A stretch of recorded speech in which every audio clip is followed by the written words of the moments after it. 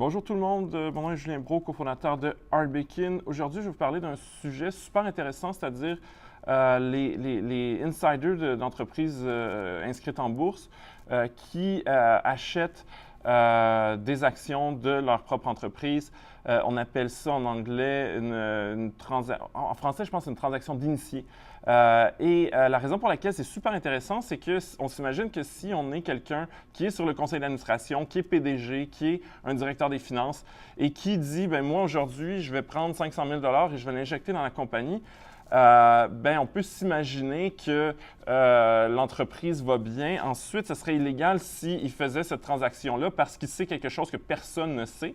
On s'entend que ces gens-là ont accès à ce type d'informations-là. La raison pour laquelle on est capable de savoir quand ces gens-là injectent 500 000 ou 1 000 ou peu importe le montant, c'est que la loi sur les valeurs mobilières oblige tout initié, donc tous les gens qui ont accès à de l'information non publique sur le fonctionnement d'entreprise, donc ça peut être un vice-président marketing autant qu'un directeur des finances, quelqu'un sur le conseil d'administration, la loi les oblige dans les 5 jours d'une transaction de faire une déclaration au Canada auprès de CEDI. Toutes ces informations-là vont être disponibles ensuite sur SEDAR, qui est l'espèce de registre public où c'est disponible. Et c'est super intéressant parce que ça permet justement aux membres du public de voir est-ce qu'il y a un intérêt de suivre ces gens-là.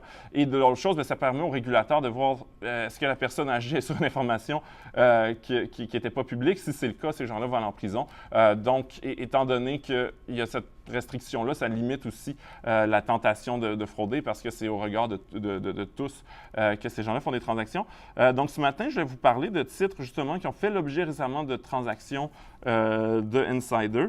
Puis ça va nous permettre aussi de voir le type de transaction aussi, parce que toutes les transactions ne se valent pas. Donc, Alamos Gold, qui est, je ne la connais pas plus que vous, c'est une compagnie minière, j'imagine qu'elle est dans le secteur de l'or. Donc, je ne vais pas te lire toute la description pour vous, mais on parle d'une entreprise qui perd de l'argent, mais qui, semble-t-il, a versé des dividendes au moins durant le courant de l'année. Une capitalisation boursière de 2,3 milliards, donc ce n'est pas une très grande entreprise. Mais la nouvelle, c'est qu'il y a un dénommé Robert Pritchard, qui a fait un investissement de 213 000 dans l'entreprise récemment. La personne vient d'être nommée sur le conseil d'administration. Donc, en général, quand on nomme quelqu'un au conseil d'administration, on s'attend à ce qu'il investisse, il faut qu'il soit actionnaire. Parfois, on va lui donner des options ou avoir des attributions moins chères que les autres. Mais là, on parle quand même d'une transaction. La personne devient actionnaire à hauteur de 213 000 c'est pas un signal merveilleux, mais au moins, on parle quand même de quelqu'un qui a pris de l'argent, qui l'a injecté dans la compagnie. La chose serait intéressante à savoir, c'est quoi le salaire pour la rétribution là, pour les membres de ce conseil d'administration-là. Étant donné la taille d'entreprise, ça me surprendrait que ce soit 213 000 par année. Donc, on s'entend qu'il y a quelqu'un qui est un initié, qui doit être relativement intelligent, qui a quand même pris de son argent et l'a injecté dans la compagnie. Il faut quand même se méfier. Effectivement, si le salaire par année est 100 000 la personne met 50 000 à quel point il se commet puis qu'il croit dans le futur de l'entreprise est une autre question. Donc, la prochaine, et ça, j'ai trouvé cette liste dans le Globe and Mail. Je me fais pas chier tous les matins à checker CEDAR, ce qui serait assez compliqué parce qu'il faudrait aller voir compagnie par compagnie. Donc, il y a d'autres gens qui font ça, puis il y a des systèmes, là, tu sais, qui carrément, il y a des services là, qui permettent justement d'accepter directement ces informations-là. Donc, North American, quel nom trop compliqué, Palladium. Et je l'ai trouvé. Donc, North American Palladium, que je connais encore une fois pas du tout, est une compagnie minière dans la région de Thunder Bay, en Ontario, et il extrait ce qu'on appelle, j'imagine, du palladium. Je ne sais pas vraiment c'est quoi du palladium. S'il y a des gens qui écoutent la vidéo, dans les commentaires, expliquez-moi à quoi ça sert.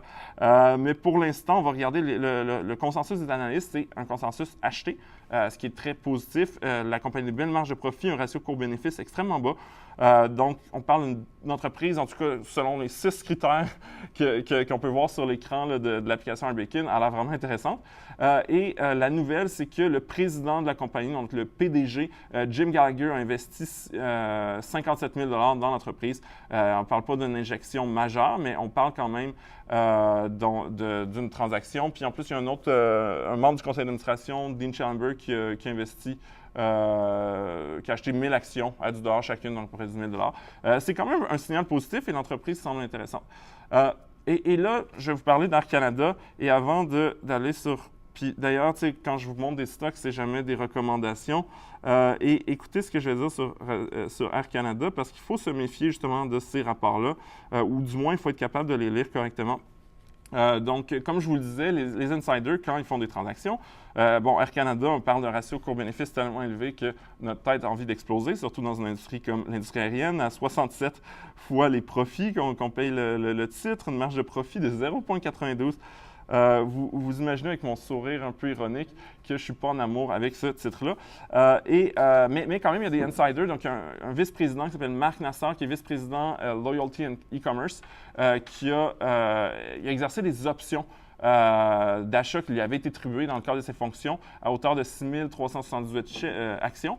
Je pense qu'il y a 2 cas comme ça. Le truc avec Marc Nassar, c'est qu'immédiatement après avoir acheté ces actions-là, il a revendu 98 %, je n'ai pas le pourcentage, mais il a revendu sur les 6 378 shares qu'il a achetés pour exercer ses options.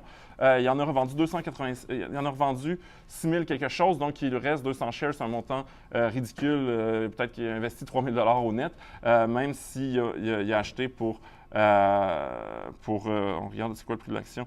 C'est à 40 $. Donc, c'est ça. J'ai injecté une grosse somme d'argent, mais après ça, il a tout vendu. Et ce que je voulais vous dire, c'est que dans beaucoup d'entreprises, les PDG, les directeurs sont rémunérés sous forme d'options d'achat. Donc, admettons que quelqu'un aurait eu des blocs, une attribution d'options où on peut acheter des actions, mettons, à 30 $. L'action est à 40 $. Donc, aussitôt qu'on a le droit d'exercer cette option-là, c'est de l'argent cash. Je le vends à 30 $, je revends à 40 30 secondes plus tard et j'obtiens une partie de ma rémunération. Ça ne veut pas dire que je crois dans le futur d'Air Canada, ça veut juste dire que j'ai du cash sous forme d'options. Et ce qu'il faut regarder, c'est est-ce que la personne a exercé les options, les garde ou les a revendues. L'autre problème, c'est qu'on est tenu, si la personne, par exemple, fait cette transaction-là, attend une semaine pour revendre ses actions, nous, au niveau du reporting, on va voir, la personne a acheté 5 jours plus tard. Ah non, la personne a aussi revendu. Donc, il faut quand même faire attention et regarder aussi, est-ce que cette personne-là a des options? Des fois, dans les rapports annuels, on peut voir le nombre d'options. Est-ce qu'on parle d'une transaction où la personne veut vraiment injecter de l'argent dans l'entreprise ou juste exercer des options? C'est une distinction importante. Dernier stock dont je vous montre, dont je voulais vous parler, c'est une compagnie dont c'est la même situation, s'appelle Tormont Industries. Pas Tormont. Peut-être que c'est on va dire, qu'est-ce que ça... Je ne connais pas l'entreprise, donc ce n'est pas un message caché. Tormont Industries. T-O-R-M-O-N-T Industries. Pourquoi on ne te retrouve pas Tormont? T-O-R-M-O-N-T.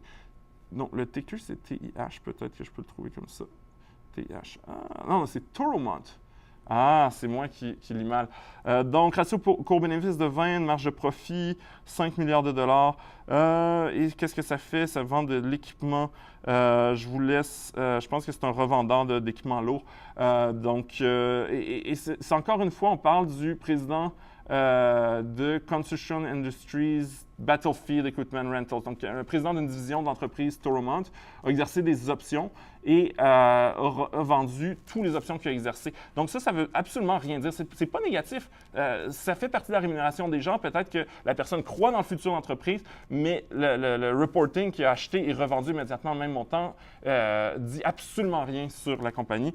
Donc, sur ce, je vous invite à télécharger RBakin sur Google Play, l'App Store. Si vous n'avez pas de compte de courtage, je vous invite à ouvrir un compte via rbacon.ca/Desjardins. On a une super offre avec abonnement gratuit, cours en ligne, congé de frais, transactions gratuites, etc. Sur ce, bonne journée.